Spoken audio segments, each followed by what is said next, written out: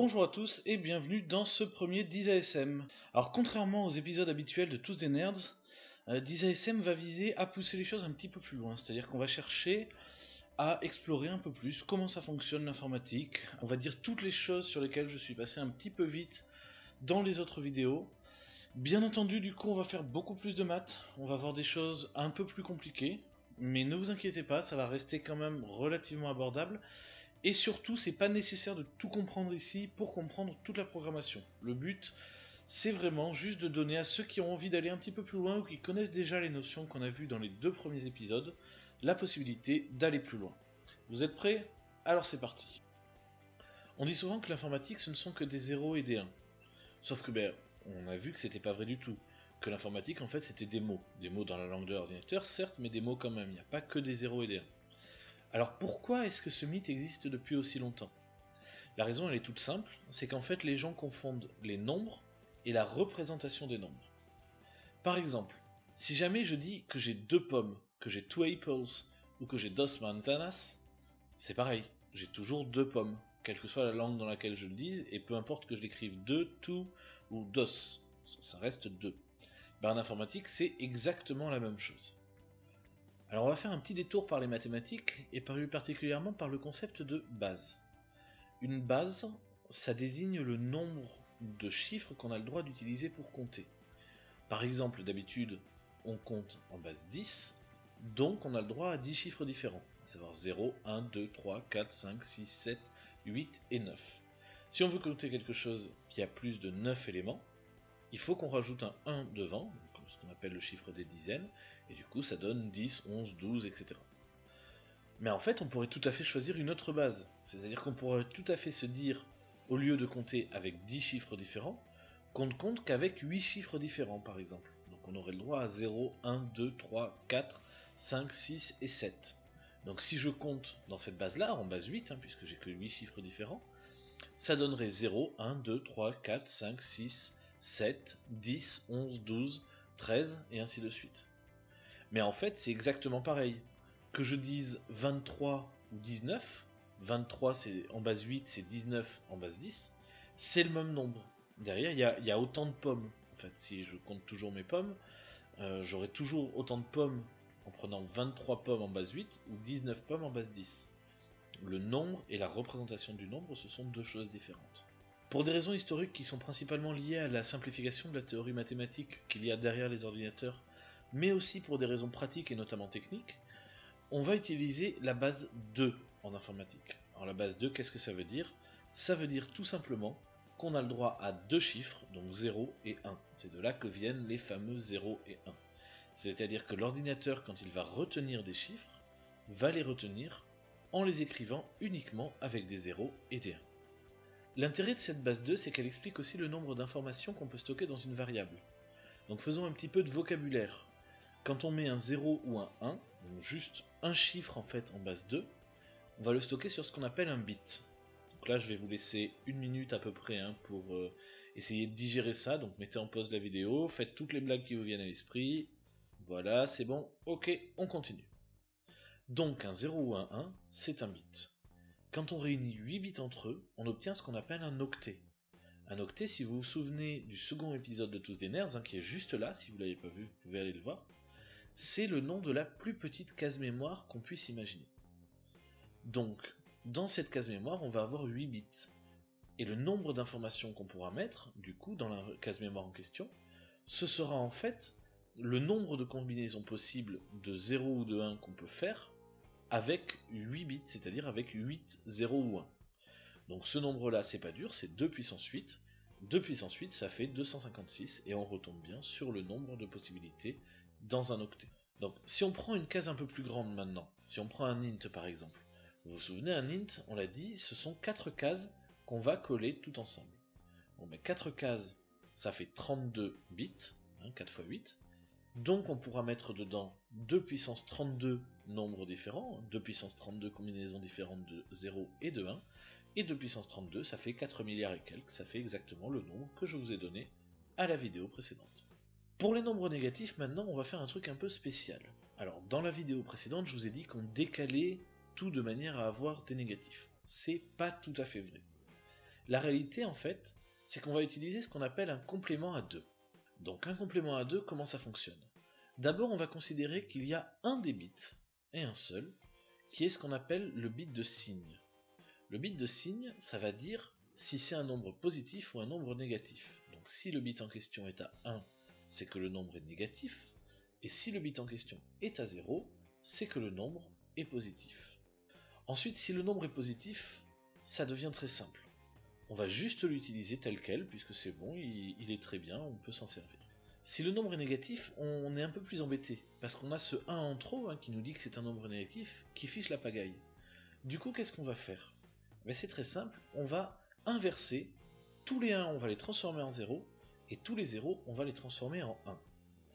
Et là du coup ça devient beaucoup plus pratique pour nous, parce qu'on a en fait un nombre qui est un nombre positif du coup, puisqu'il a plus son 0, et qui est exactement le nombre qui nous intéresse. Ce qui veut dire que quand on va enregistrer un nombre négatif, en fait, on va l'avoir enregistré à l'envers, en mettant des 1 à la place des 0 et des 0 à la place des 1. Et du coup, quand on aura le nombre qui nous intéresse, mais en positif, on va juste le multiplier par moins 1, et ça donnera le bon résultat. Et comme dans les deux cas, qu'on ait un nombre négatif ou un nombre positif, en fait on a un 1 de moins ou un 0 de moins, donc un bit de moins, c'est-à-dire le premier bit en fait, celui qui dit si c'est positif ou négatif, vous vous souvenez, on vient d'en parler, ce bit là, on va plus l'avoir, du coup on a 2 puissance 7 possibilités, 2 puissance 7, ça fait 128. On retombe bien sur le nombre de nombres positifs ou négatifs qu'on avait avant. Alors, comme je l'ai dit dans la vidéo précédente, les nombres deviennent beaucoup plus compliqués lorsqu'on s'intéresse aux nombres à virgule. Parce que les nombres à virgule, on est obligé de ruser un petit peu, on est obligé d'utiliser des concepts un petit peu différents pour pouvoir les faire rentrer dans nos cases. Puisque nos cases, ce ne sont que des 0 et des 1, du coup on n'a pas de virgule de base. Alors, il existe plusieurs types de nombres à virgule. Pour l'explication que je vais vous faire là, on va s'intéresser uniquement à ceux qui font 32 bits, donc 4 octets. Sachez simplement qu'il en existe aussi qui font 64 bits, donc 8 octets. Ça fonctionne exactement pareil, c'est juste que les valeurs changent. Donc le nombre de bits qu'on peut utiliser est différent. Dans un nombre à virgule, on va d'abord avoir un premier bit qui va nous dire si le nombre est positif ou négatif. Donc là, il n'y a pas le choix, il est forcément là, ce nombre-là. Donc si ce bit est à 1, le nombre est négatif. Si ce bit est à 0, le nombre est positif. Ensuite, on va avoir 8 bits qui sont ce qu'on appelle l'exposant. Alors, l'exposant, le problème c'est qu'il peut être positif ou négatif. Si on veut mettre un nombre très grand dans notre nombre à virgule, il faudra un exposant positif. Si on veut mettre un nombre très petit, il nous faudra un exposant négatif. Pour pouvoir mettre ce nombre négatif, on n'a pas utilisé la même méthode que celle que je viens de décrire pour les nombres entiers, principalement parce que ça aurait rendu les choses un petit peu compliquées si on voulait savoir si deux nombres sont égaux. Du coup, à la place, on a fait pour le coup un vrai décalage, c'est-à-dire qu'on a vraiment soustrait simplement 128 au nombre qui est stocké dans l'exposant. On prend ce nombre, on fait moins 128 et on regarde ce que ça donne. Enfin, les 23 bits qui restent, si vous avez bien compté, il doit en rester 23, ils vont être utilisés pour ce qu'on appelle la mantis. La mantis, c'est un petit peu le reste, c'est le nombre lui-même qu'on va utiliser avec l'exposant. Du coup, la formule qu'on va utiliser pour savoir quelle est la valeur d'un nombre à virgule, c'est le signe fois 2 puissance l'exposant fois la mantis, sachant que le signe vaut moins 1 ou plus 1 en fonction de s'il est positif ou négatif. Donc, sachant que là je parle de l'exposant qui est décalé, c'est-à-dire de l'exposant auquel on a enlevé 128, donc si on veut faire le vrai calcul, le calcul avec les nombres qui sont stockés en binaire, on va en fait faire le signe fois 2 puissance l'exposant moins 128 fois la mantis. Ça nous donne notre nombre à virgule.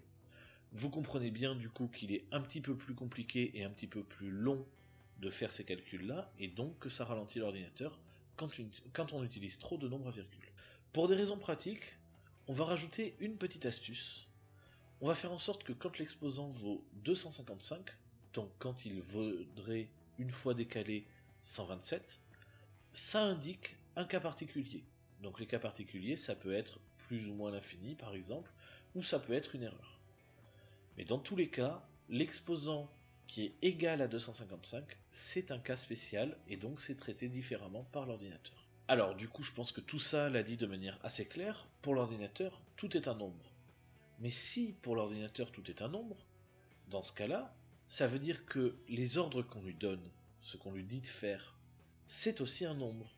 Du coup, ça veut dire que la liste complète des choses que l'ordinateur sait faire, par exemple additionner, soustraire, multiplier, etc., chacun des éléments de la liste est répertorié et a son propre nombre. Par exemple, l'élément de la liste qui dit on soustrait quelque chose, c'est le nombre 42. En fait, c'est un petit peu plus compliqué que ça parce qu'il y a plusieurs éléments qui veulent tous dire soustraire, mais 42 est l'un d'entre eux. Sauf que du coup, ça devient très compliqué. Parce que pour programmer un ordinateur, on est obligé de retenir des dizaines et des dizaines de numéros, de savoir ce que chacun des numéros fait, et c'est pas du tout pratique. Ce genre de code, si on s'amusait à écrire un programme comme ça en mettant tous les numéros à la suite les uns des autres, ça s'appellerait du langage machine. C'est un code qui est absolument illisible et qui est donc très compliqué à utiliser. En pratique, on ne s'en sert jamais, sauf dans des cas très particuliers comme pour de la sécurité informatique par exemple. Du coup, si on ne se sert pas de ce code-là, on a besoin d'un traducteur. Rentrons un tout petit peu dans l'histoire. En 1954, Nathaniel Rochester a écrit ce qu'on appelle le premier langage assembleur. L'idée de l'assembleur est relativement simple. Ça sert à convertir une suite de mots qui ont chacun un sens précis, en une suite de nombres. Donc, il n'a pas fait très compliqué, hein. Il a juste donné un nom à chacune des instructions. Donc, par exemple, l'addition, ça devient add, la soustraction, ça devient sub, la multiplication, ça devient mul, etc., etc. Il a donné ces noms-là, et ensuite, il a écrit un programme qui transformait ces noms en nombres. Je simplifie, mais c'est l'idée générale. C'était une évolution énorme, parce que du coup les gens ne pouvaient plus se tromper. Les programmeurs n'avaient plus besoin d'aller chercher dans une longue liste l'instruction exacte dont ils avaient besoin, ils n'avaient plus besoin de retenir tous ces numéros, ils pouvaient juste rentrer un code écrit avec un mot dont il était simple de se souvenir, pour pouvoir obtenir le résultat qu'ils voulaient. Ce mot simple à retenir s'appelle une mnémonique. Donc cet outil s'appelle un langage assembleur. Mais en parallèle de sa création, on a cherché à créer d'autres outils pour faciliter la vie aux programmeurs. L'outil principal qui a été inventé, c'est ce qu'on appelle un compilateur. Un compilateur, ça a deux buts. D'une part, ça transforme du code d'un langage vers un autre. Par exemple, ça pourrait transformer du code depuis le langage C vers le langage machine, donc vers tous les nombres dont on vient de parler. En pratique, pour le langage C, ça va transformer le langage C vers le langage assembleur. La seconde partie d'un compilateur, ça s'appelle l'édition de liens, ou le linker en anglais. Cette partie-là va avoir pour but de prendre plusieurs petits programmes et de les réunir en un seul gros programme. L'intérêt de ça, c'est que ça va permettre de mettre ensemble des programmes qui sont déjà écrits et donc d'éviter à avoir à réécrire à chaque fois de nouveaux programmes. Le tout premier compilateur qui a été écrit ne comprenait que la partie d'édition de liens. On le doit à une informaticienne américaine qui s'appelle Grace Hopper et qui l'a écrit en 1952. Le premier compilateur qu'on appelle complet, c'est-à-dire comprenant à la fois la transformation du code source d'un langage vers un autre et l'édition de liens, a été créé pour le langage Fortran. Il est l'œuvre d'une équipe de programmeurs d'IBM qui était dirigée par John Backus et qu'il a réalisé en 1957. L'évolution suivante et majeure de l'informatique a été la création du langage COBOL. Ce langage a été créé en 1959 en suivant les idées de Grace Hopper, dont je viens de parler, et il a ceci de particulier qu'il a été le premier langage de programmation à être indépendant de l'architecture sur laquelle il s'exécutait. En d'autres termes, un code qui avait été créé par exemple sur un IBM pouvait fonctionner sur une machine qui n'était pas un IBM. C'était extrêmement important parce que ça permettait aux programmeurs de créer des logiciels qui n'étaient pas limités à la machine sur laquelle ils travaillaient. Alors, si vous ne voyez pas pourquoi c'est important, juste imaginez la frustration que vous ressentez à chaque fois que vous voulez lancer une appli qui n'existe que sur iPhone ou que sur Android.